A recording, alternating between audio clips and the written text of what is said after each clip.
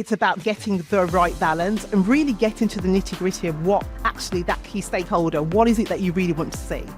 And I think once you get to that point, I think it's quite easily done. Totally. I always say you have to set the scene from the start. If you have not set the scene, if you have not done the work, the workshops, the briefings, and you are not bringing the team along, you're not working with your key stakeholders, to then go into a contract and then start, it doesn't work. Unfortunately, it doesn't. The Powering Procurement podcast is brought to you by Atomis, source to contract software designed to save you time and money. Hello and welcome to Powering Procurement, a podcast by Atomis, where we unpack the world of procurement and supply chain management with the help of industry leaders. I'm your host, Lloyd, and this is our resident expert, Gareth Birch. Hi, after 20 years in procurement, I may be billed as an expert, but believe me, I'm here to learn too. Each episode, together with our expert guests, we'll dive into specific challenges and opportunities facing the procurement industry today. And we'll explore easy wins and longer-term strategies to help you rise to the challenge of driving value through your work while showcasing the power of procurement. So let's get going. Welcome to Powering Procurement. Now, today we're changing it up a bit because my usual co-host Gareth is away, but I'm delighted to say that keeping his seat warm is Travis Crouch. And Travis is a perfect co-host because he's been a guest on Powering Procurement and he's now also part of the Atomis team. So really looking forward to working with you on this. But let's introduce our main guest for this episode. And we are thrilled to be joined by Sabrina Kelly, an industry leader in contract management and supplier relationship strategy. Now, as the founder and managing director of B+ Management Consultancy, Sabrina has worked with suppliers and corporates across public and private sectors, helping them navigate the complexities of contract performance, risk management, and supplier collaboration. She's also a senior contracts manager with the UK Ministry of Justice and has a career spanning healthcare, energy, infrastructure, and government procurement. Sabrina's expertise goes beyond contracts. She's a passionate advocate for mentorship, diversity, and driving transformation change in procurement. Today, we'll dive into her journey, the evolving role of contract management, and how procurement professionals can leverage technology, supplier partnerships, strategic frameworks to make a real impact. Sabrina, welcome to the podcast. Thank you. Thank you for having me. We are really looking forward to chatting with you. And I guess to start, it's a question that we normally ask all of our guests on the podcast, which is to go back to the beginning, really, and to share with us why they began in procurement. You know, what drew you into that sector? Quite interesting you asked that question, Sian, because I'm originally from the Midlands, from Birmingham, and my first job was with Birmingham City Council, which is the largest local authority in Europe, as you may or may not know. And I remember my first role was as an assistant housing officer. And I worked in the housing division, which meant that I had the opportunity to work in a number of different functions and really explore and really get to understand about housing management and housing maintenance. But one thing I really picked up quite quickly is I really enjoyed that kind of working with the suppliers and the contractors, you know, when we were talking about upgrading properties or decent homes or, you know, a refurbishment of an estate. It was something that I really thrived in. So it was something that I noticed quite quickly that I really enjoyed that supply relationship aspect of things. And as I continued my career in Birmingham, I remember going for my first management job, and at the time I was 25 and I was successful. He told me, you've been appointed, we'd like to appoint you. And I was like so overwhelmed, I was shaking, like really me.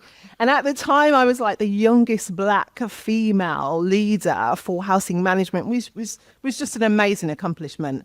But what that also did was it allowed me to then kind of take it up a notch. So I was managing regeneration programs, I was managing the out of hours management for the whole of Birmingham. And so that, again, exposure to the contracts, managing contractors, suppliers, that really got me to a place where, this is really what I want to do.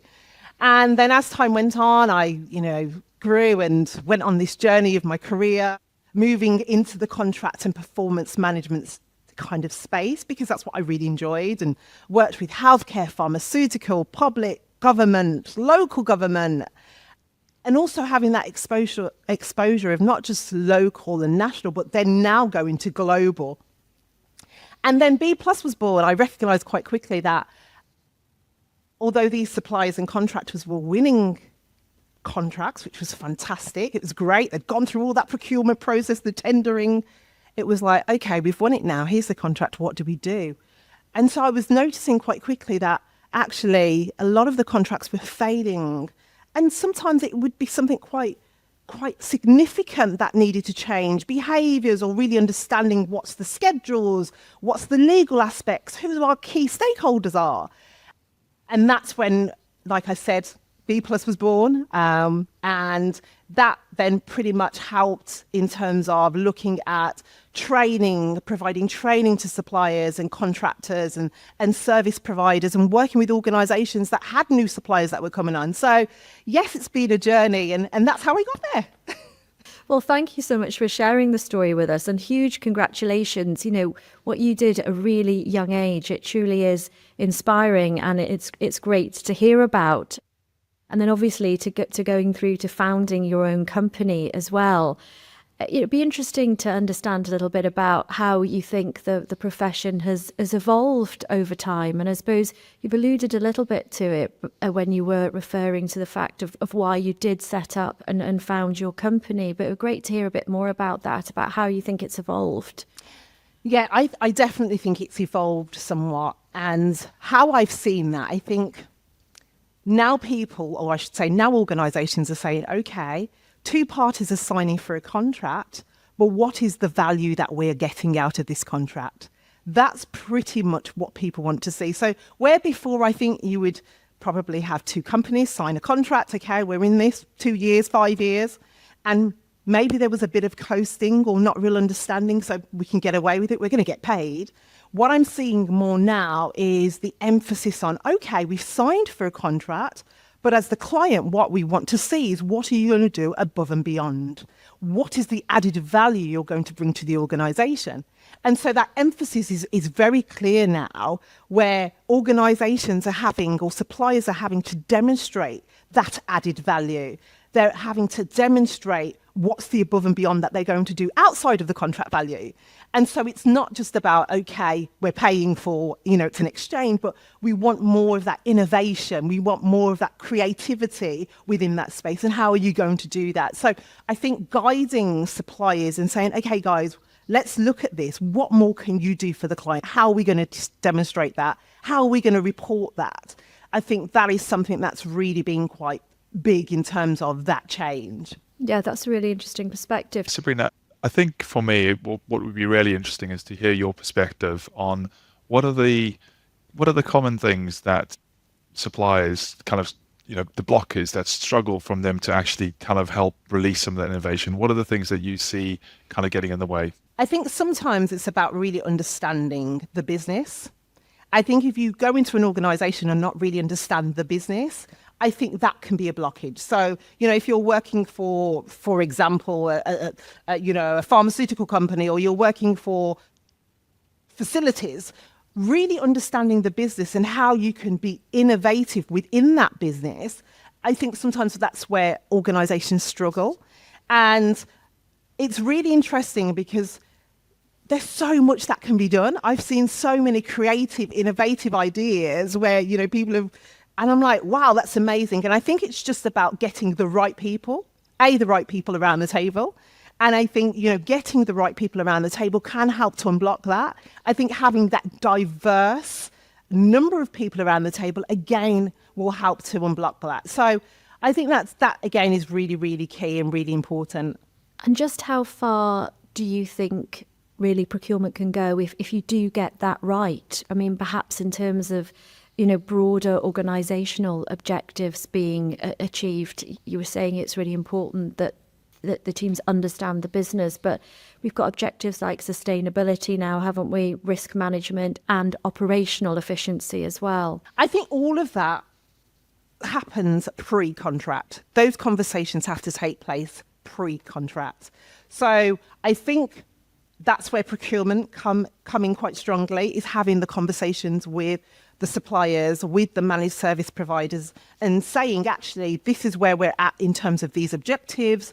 This is what we're looking for you to deliver, and getting that agreement beforehand. And that's when you then will pulling the SME, of sustainability to help to guide those conversations, to define what that looks like. And I think, once that's in place, I think it can work quite well. I mean, when we talk about risk is everybody's problem. It's everybody's issue. It should be on the forefront of everybody's mind. So I think, again, that it's not just, it sits with the operational team or the team that's delivering this program or this contract or the contract management. It's everybody, and everybody should have an awareness, and everyone should be really kind of focused on, okay, if there is a risk, what do we do? How do we go about that? Well, Sabrina, your career has been really varied.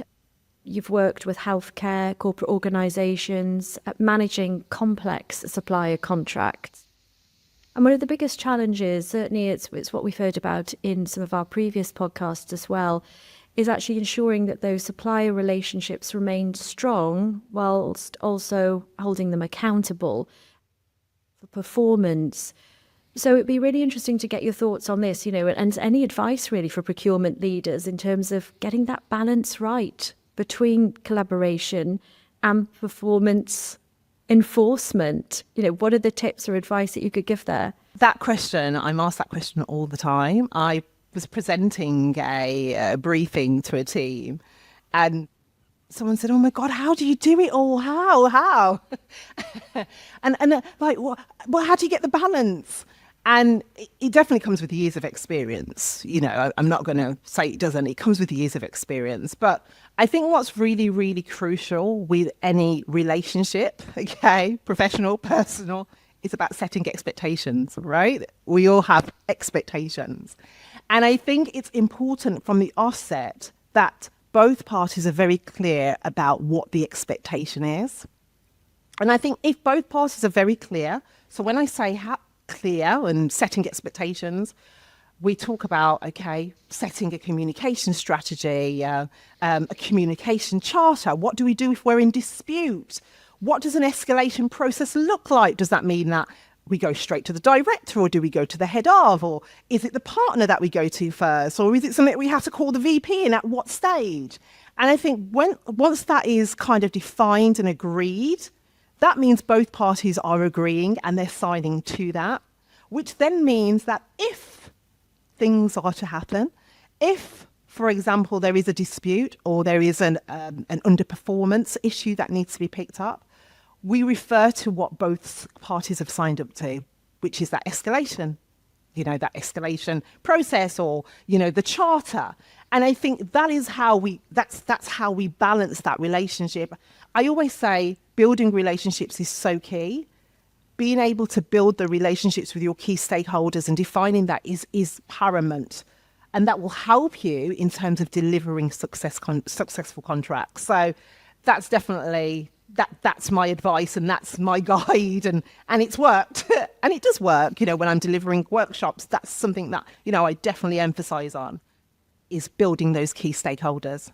Sabrina, one of the things I've kind of seen throughout my procurement career is lots of variations of service levels, KPIs, service credit regimes, etc.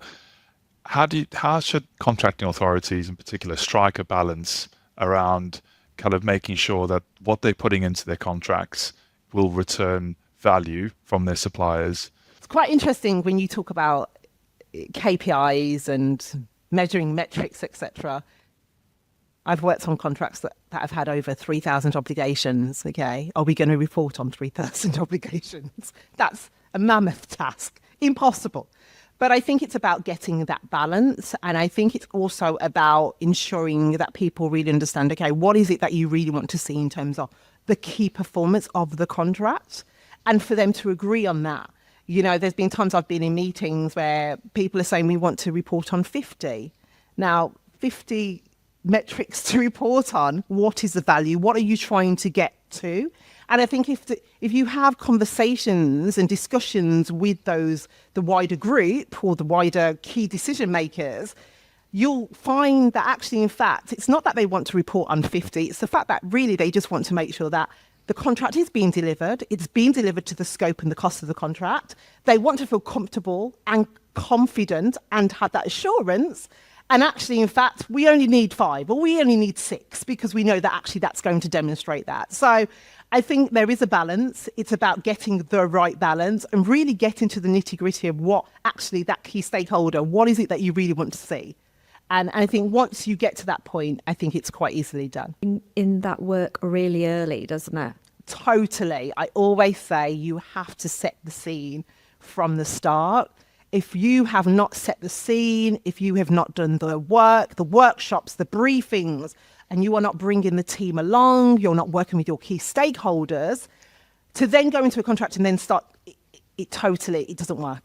Unfortunately, it doesn't. Yeah, and I can definitely stand behind that. The amount of times I've kind of been at the end when you're kind of looking for generic KPIs, things that have been used in other contracts, and you kind of go, oh, I just need something to start from.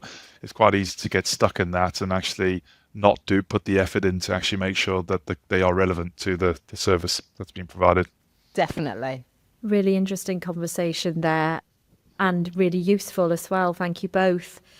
If we turn to AI now and digital transformation, again, something obviously that we're talking about a lot in this sphere at the moment. Sabrina, what most excites you about the role of AI and digital tools in procurement and contract management? What are the possibilities or what's happening that excites you? Well, I've got to say, I take my hat off for anybody that works in technology. I just think kudos, they're amazing people, like honestly. I think back like how many years ago, like literally going to Wales with my mom and using an A to Z. And remember we used to plot, like you used to write it down before you got in the car, showing my age now. And look at where we are now. We have Google Maps, we have Waze, and it's just so much easier. You put the postcode in and you get there. So for me, technology is huge and it's a great welcomed benefit for me where I see it. But when we talk about procurement and we talk about contract management, I think there is so much scope within that remit in terms of what can be done. And I was reading an article in the Forbes and it was talking about a software that will be able to read contract management documents and review them for accuracy. And I thought, wow, that's huge. Because when I think about some of the contracts that I've dealt with, they've been this thick. Okay, you've got to get through them, understand the schedule, the clauses, the annexes, and pull out all the relevant.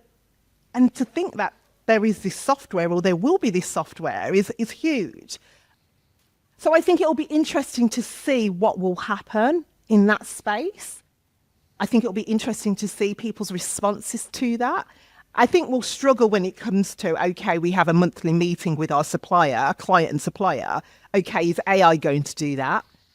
I think we'll struggle in that respect because I think that human interaction is still going to be needed. It's still going to be required for those discussions. But I think in terms of the contract, the legal side of things, I see that quite exciting. And great to hear you talk about your holidays in Wales in the past. A to Z, when I started out my career in journalism, we literally would be having to get the A to Z out to find out which farm I was going to be interviewing a farmer in, some 20 miles away, whatever, and then phone in the copy from a phone box. So things have certainly really changed over the past few decades. Well, it's progress. We talk about making progress, don't we, in lots of different ways. Do you foresee at this stage potential challenges? I think with change, you're always going to get challenges. If you have a team of people and then you're going to say, actually, in fact, we're going to be introducing AI, that is going to come with some resistance. That's going to come with some fear. Because the first thing people are going to be thinking is, oh my gosh, they're going to take my job. I'm not going to have a job. And so I think that is where organizations really need to be sensitive. They have to bring people along this journey. And how they do that, again, is really, really important. So I do think there's going to be challenges because, you're talking about people thinking, my job's going to go, I'll have no job. But I think it's about how you position it. I think it's also about, in terms of that engagement, people want to feel like they're a part of any change that's going to be implemented. They want to feel consulted, they want to feel engaged. And I think if you can get the balance right, you're going to get a few, but I think it will help. It definitely will help. Yeah, and do you think that the sort of the skills that people need to equip themselves with might need to change as well? Possibility. I definitely think, it might look different. Their job description that they may have had for 20 years may look different to what that looks like going forward. And so, again, that mindset, are people ready to change? Do they want to change? You've got some people that actually, in fact, they've probably only got 5 years left working life. Are they really some may be like, oh, that's not for me.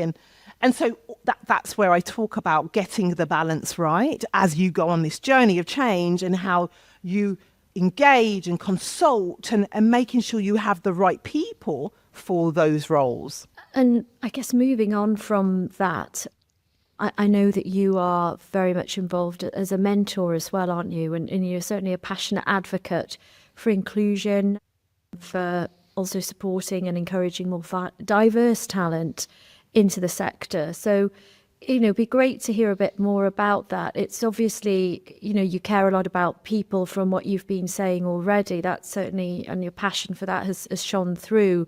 So in terms of, organisations making themselves more inclusive, and certainly, within the whole sector, really, supply chains, procurement teams, what can organisations be doing? What should they be doing? That is such a good question. It's really good to be having these conversations. This is positive.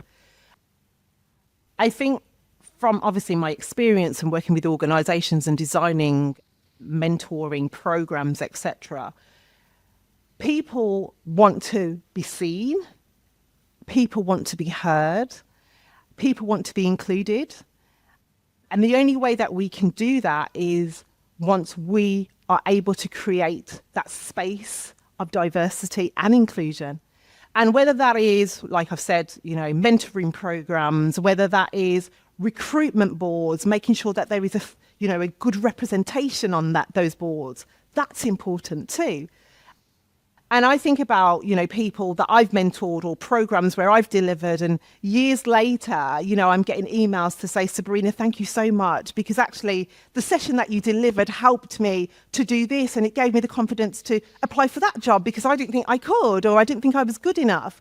And I think organisations really need to take the approach quite with their arms around it, like literally, not just this light touch, or because it looks good or it feels good, but actually really embrace it, really embrace that actually we want to make a difference.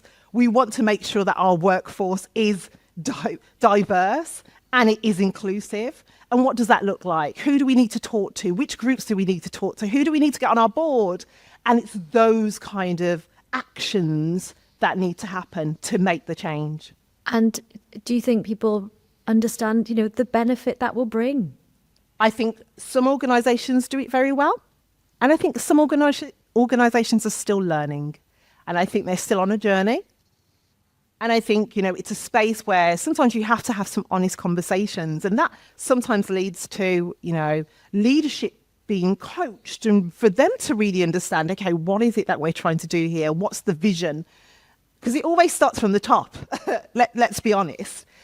And you have to be open. There has to be a level of openness as well for that change. So I think, some organisations do it really well, and we should be looking at those organisations who are, pioneers of that.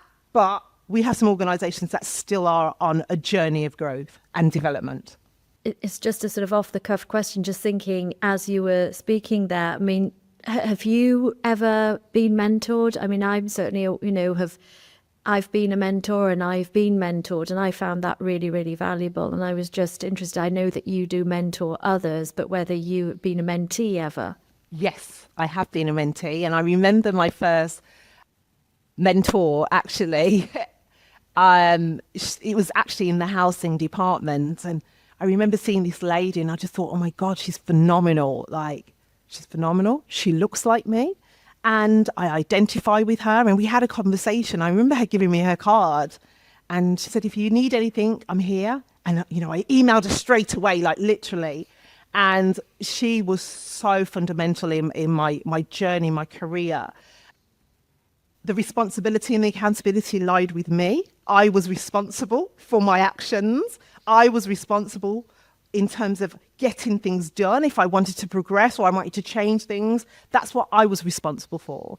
She was coaching me and mentoring me through. And yeah, it was a fantastic experience. And I'm an advocate. So that's what my business does. So yeah, advocate for it. Sabrina, one of the biggest challenges in procurement today, certainly something we've been talking about quite a bit over the past months, is aligning contract management and supplier relationships with, really ambitious ESG, environmental, social and governance goals, reducing scope 3 emissions, social value. Where do you fit in on all of this? What sort of work do you carry out with SMEs to make sure that they are delivering in this sphere? Again, another good question, because when we talk about social value commitments are normally agreed pre-contract. So it's agreed by both parties. Both parties have signed up to it, and then it's included. Okay, and then it's now, okay, we have to deliver.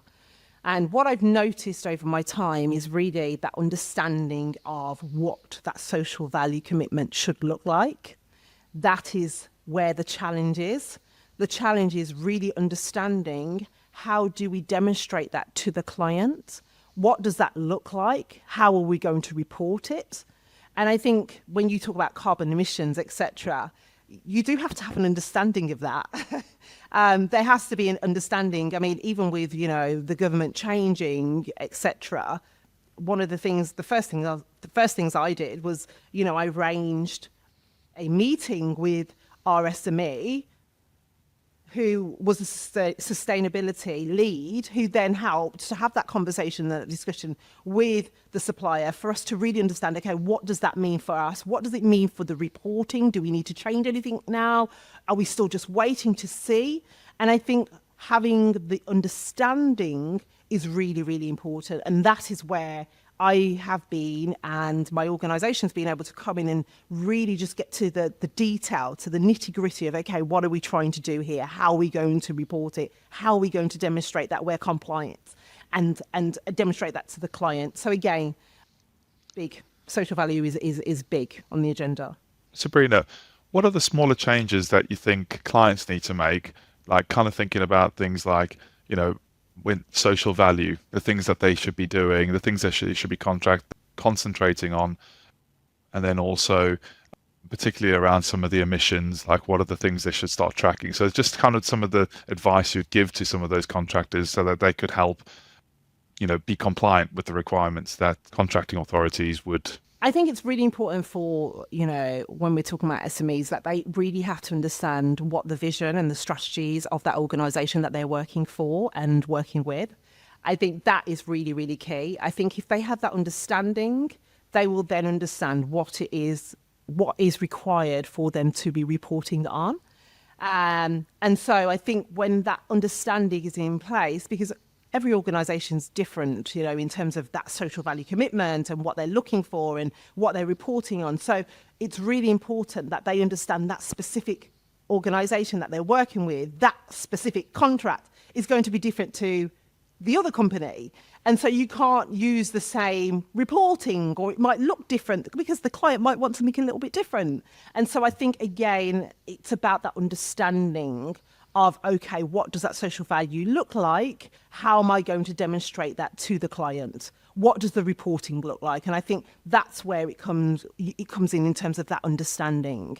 Exactly what I was thinking, hoping you would say, because I think that's, it's not one size fits all approach. Yeah. It's definitely not. I've had conversations with people where they've said, oh, we've done it like that in that organisation. And I'm like, okay, that's that organisation, but here, this is the way that they do it. So actually, in fact, let's do it the way that they would like to see. And I think that mindset, understanding that, is really, really important.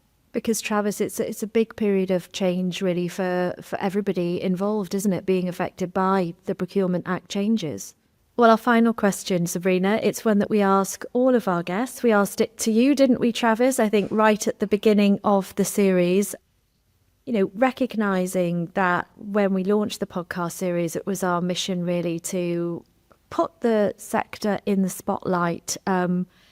We don't need to tell you that recruitment is challenging in a number of sectors, procurement included, and of course retention. So this is an opportunity to shine that light and to hear from you why you're happy that you chose a career in procurement, and hopefully inspire the next generation to do so too. I absolutely love what I do.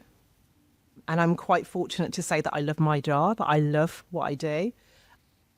Working within procurement and contracts management has definitely had the ability to shape the way that I lead, shape the way that I think. It has given me so much exposure in terms of the different organisations I've worked for, from local, national, globally. And that for me is fantastic. And I'd always advise people that there's so many different areas of procurement you can explore those roles, yeah? Because you don't know which one's going to be the right fit until you explore them. So whether, you have supplier relationship management, you've got a buyer, you have procurement officers, managers, you've got category managers, you've got contract managers, and the list goes on. So it's about finding the right fit for you and to explore those areas. And I think that for me is the reason why I fell in love with being and doing the contract management expertise and specialisms that I specialise in, because I realised that was something that I really loved and it was my strengths. I love working with people and, having conversations and seeing contracts succeed is what I want. It's what I want to see. Thank you, Sabrina. It's been an absolute pleasure chatting with you today. That passion has certainly shone through. Thank you for being our guest on the Powering Procurement podcast. Thank you for having me. Thank you so much. Thanks, Sabrina. The Powering Procurement podcast is brought to you by Atomis, source to contract software designed to save you time and money. Choose the apps you need, from pipeline and tender management to supplier and contract management. Get the tools to power up your procurement. Visit atomis.co.uk to learn more.